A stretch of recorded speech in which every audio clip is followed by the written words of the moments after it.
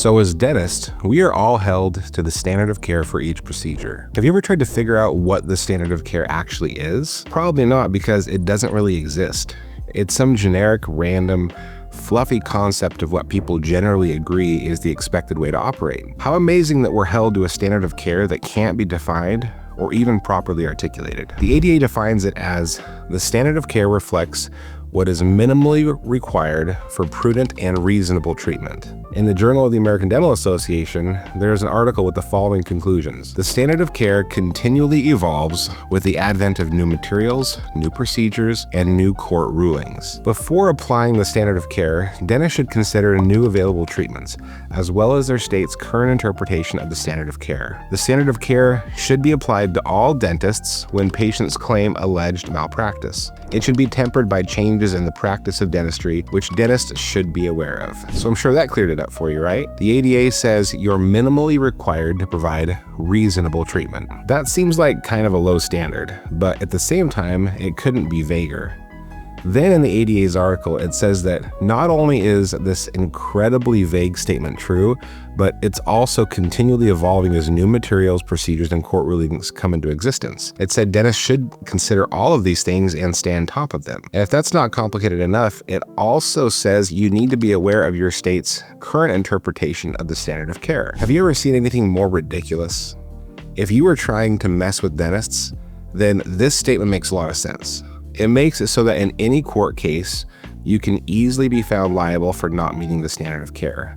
There are about 20 different ways this could get you into trouble with statements like these. So now that nothing is clear, why don't we try to clear it up ourselves and at least establish some general guidelines or sense of what the standard of care is. Once we establish this, we can look at creating price point products or services that operate above the standard of care. Once again, thank you ADA for having dentists back and protecting us. Wow. To start figuring this out, I did the most logical thing. I used AI. Here's the prompt. Pretend you're the president of the ADA, you care about dentists, and want to clearly define the standard of care for dental filling appointments. Could you create a document to help dentists understand? And it turns out that AI is much better ADA than the ADA is.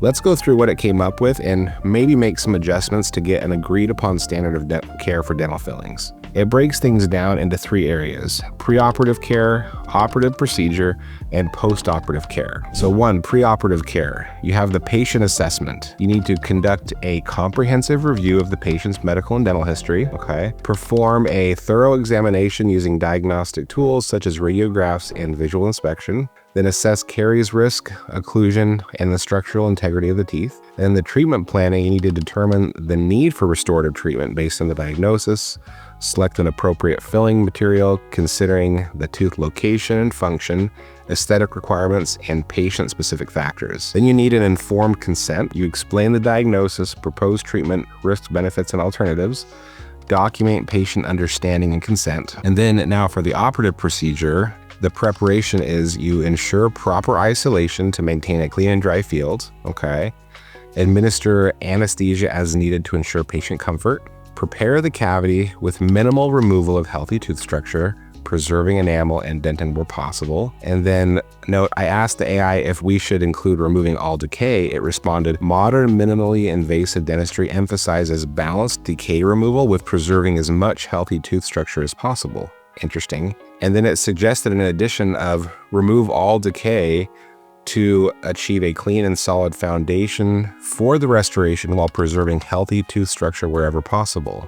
Now, material-specific protocols, it said for amalgam, prepare the cavity for mechanical retention and ensure proper condensation and carving. And then for composite resin, it said apply bonding agents according to manufacturer's guidelines, use incremental layering to minimize shrinkage, ensure proper curing with adequate light intensity, and then for occlusal adjustment and finishing, verify proper occlusion and articulating paper, polish restoration to ensure smooth margins and good aesthetics. And then for the post-operative care portion, it says, for patient education, provide instructions on managing post-op sensitivity, emphasize proper oral hygiene to prevent recurrent decay, and then document to record the procedure details, including the materials used, techniques applied, and any patient concerns. And then follow up, encourage regular checkups to monitor restoration performance and oral health.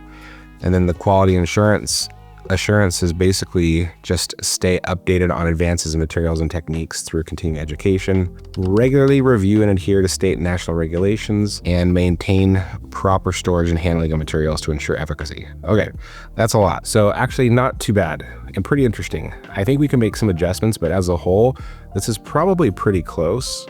I'll store this document on my website with a few of my adjustments, but at least somewhere in the world, there will be a document with some actual specifics about the standard of care. Now, I'm not sure how much weight this holds, but if you think about it, if general consensus determines the standard of care, then AI might be one of the best tools to help us.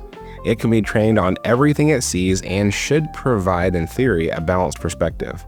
Certainly, it's a lot more accurate than asking your friends or peers. Now that you've seen this, you can see there's a lot of wiggle room. For example, adequate isolation. That should be a component of standard care. However, my opinion is that cotton rolls and dry angles are more than adequate for most procedures, especially fillings. However, is using Isolite better? I'd say yes. Is using rubber dam better? Definitely. Is a standard packable material with an A2 shade adequate? Absolutely. Is a bulk fill material like Sonic Fill better? Definitely. Is a $15 standard multi-step bonding agent adequate? Absolutely. Are there simpler single-step bonding agents that reduce patient sensitivity and maybe improve outcomes? Definitely. There are so many ways to do dentistry beyond what your PPO contract allows for. We can do more, we can do better. Hopefully reviewing this brings some new ideas about how you can improve your practice and provide better options for your patients. So let's keep this series going and let's work together to make dentistry more fun, rewarding, and fulfilling. Don't forget to subscribe and stay tuned for more.